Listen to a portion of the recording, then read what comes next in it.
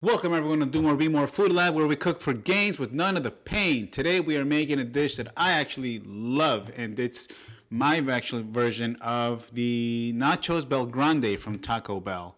It's not going to be exactly like it, but it is going to get real close. So stick around because that is coming up right now. And we're rolling. Basically, I'm not going to wait to spoil the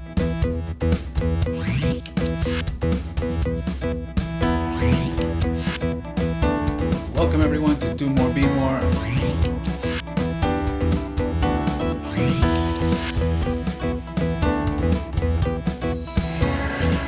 Oh, come on, don't tell me this thing is still on. So just to give you an idea of the ingredients, first you need the nachos because they're Nachos Bell Grande. But we're not going to go with just regular nachos here. We're going to go with tortillas because there's nothing that's high in protein about those, and they're just unnecessarily high in calorie. So you have two options. The way that I have been starting to like them, that's the second or alternative way to do it, is to use these. These are flex chips and focus, very good.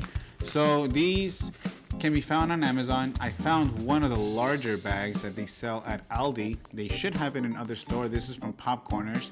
These have 10 grams of protein and 120 calories for the whole bag. So you can actually have them as a snack pretty much any time. But I am going to use it as an ingredient. So that is going to be the nachos that we're using. This is the cheddar and sour cream flavor. It's the one that I think would be best to add to this dish. There's other flavors, but I think this is the one that we're going to go with. Another thing that I used to do was if you're not able to order that on Amazon or for some reason, you can actually order these. Well, you can get these anywhere. These are the Mission tortillas. This is the carb balance one. There's a protein one and there's a regular carb balance. This carb balance is a spinach herb.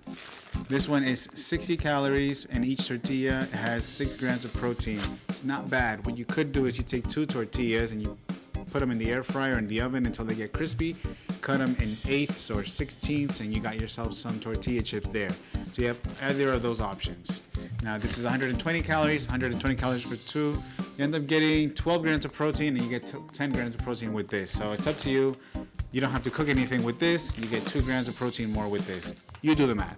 As far as the cheese goes, I'm going to go with fat-free cheddar. Of course, you've seen this before. This is for a quarter cup or 28 grams. It's going to be 45 calories with 9 grams of protein. I might end up using 2 servings. These things are beasts when it comes to that. Moving forward, of course, we will need some lettuce. Lettuce is lettuce. Moving forward. Then, we'll need tomatoes. I may or may not use these tomatoes. I also have the grape tomatoes, which I can chop into small little pieces. We'll see at the end of the video which one I decide to make. Then, I also, for the ground beef, I prefer ground beef over chicken or steak. So the ones that I'll be using is going to be extra lean ground beef. This is 96% lean, 4% fat. Now, I have a way of adding a little juiciness to the beef if you are afraid this is going to be too dry. You can put in some chicken broth or bone broth or whatever other kind of broth you want to use. While you're cooking that, make sure it lets the the ground beef not be so dry, so that it gets a little bit more flavor, adds a little bit more saltiness. And also you want to be generous with the seasonings. So those are basically the key components. And then last but not least, something that I never leave out and sometimes ask for extra is for sour cream. We're using fat-free. I do not taste the difference. I don't even know what sour cream actually tastes like. Do you? I don't know. So that is what I'm going with. You get 20 calories for 2 tablespoons. Let me go back and actually give you the macros on the ground beef actually. So if you're using the 96%, you are getting 140 calories for 4 ounces. And that's actually what I'm going to go with. Maybe I'll go with more, but you can just do the math from there. So for the 140 calories, you get 24 grams of protein. That is a beast. So all this together is going to come out to a lot, and I will share that with you. And aside from that, it's a full meal. It's going to taste just like outdoor food. You're pretty much giving yourself a treat. And I'm having it with some Coke Zero. I like Coke Zero better than Diet Coke, and it's 0 calories as well. It tastes closer to the real thing in my opinion. If you like Diet Coke, then have it with Diet Coke or whatever other drink you want. So, I will present other options that I drink in the future. In the past, yeah. I'll mention things in the past. I'll mention things in the future of things that I drink besides just 0-calorie soda. So moving forward. So the first thing you want to do is make sure that your skillet is hot, or your frying pan, or whatever it is you're going to cook it on, so that when you put on the meat, it starts cooking right away. You want to season it however you want to season it. Most seasonings don't really have any calories anyway. Salt doesn't. I think pepper has like 7 grams per tablespoon, or 2 tablespoons or something. If you want to measure that, you by all means do that. But if you're not using a whole lot, then you don't need to really worry about it. Especially if you're not going to go overboard with your calories for the rest of the day either. So don't stress over that. I'm going to season this with salt, pepper, onion, garlic powder, and onion powder, I meant to say, and then cayenne pepper as well, because I do like it to have a kick. The reason I'm doing those, I'm not using taco seasoning, is because I'm only going to have 4 ounces for this dish, and then the other 12 ounces, I'm actually going to make burger patties out of those, and I'll use them for meal prepping and things of that sort. So you can actually have multiple purposes for these things, so that you have options and you're not stuck with one dish. You just gotta make sure you season it in a way that you can use it in many ways.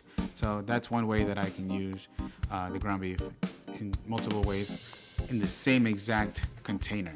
So one good way to work. And then after you have that, you just lay out the chips, put them on the dish as you like. Of course, if you are going to use the tortillas, as I mentioned, you want to air fry them. You want to put them in the oven, wait till they get crispy, and that way you slice them up obviously before you put them in the air fryer or wherever else you want to put them. Slice them up in whatever size you want, and then when they're done, you want to make sure that you time this all together. You know, have everything preheated first. That way, when by the time everything is done cooking, look at me. You are able to just have it all set up, and then everything is warm and ready to eat. So I don't like to melt the cheese, not for this dish. I lay out the chips. Everything is already chopped while everything is cooking. So once I have the chips already set, I'll put on the meat. Then I'll put on the tomatoes, and then I'll put on the lettuce.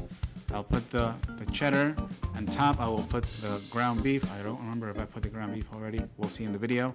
And then on the top, I put my generous amount of sour cream.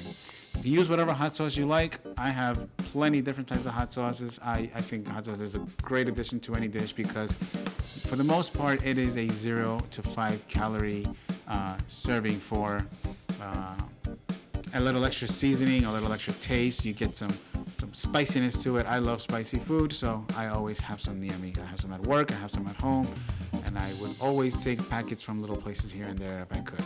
So that's just me. I like to have hot sauce everywhere I go.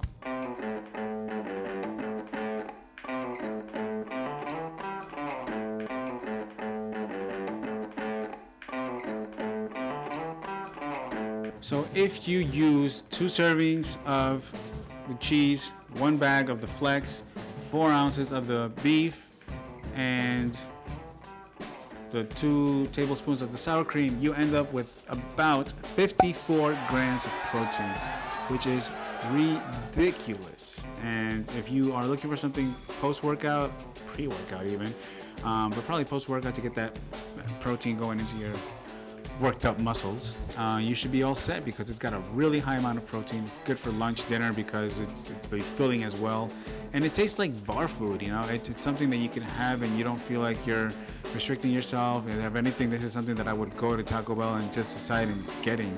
For those people who think, well, you know, that's not real food, it's just like fast food, like, then go and find something that you like that's more domesticated and make that in a way that you like it. I'm gonna work on doing that myself for you guys as well, but it's all about finding what you like. I mean, I don't know if people are liking foods based on how many other people like it, but I like this dish. Nachos Bell Grandes, always been getting them. I don't even think they're available anymore, but it doesn't matter anymore, because I can't miss it. I have a better way of making it. I don't have to spend that much money on it in the long run, of course. And it's better for me, it's better for my gains, and I am just a whole happier person for it. So I hope you enjoyed it. It looks like it's ready to eat, so by all means, I'm going to do so.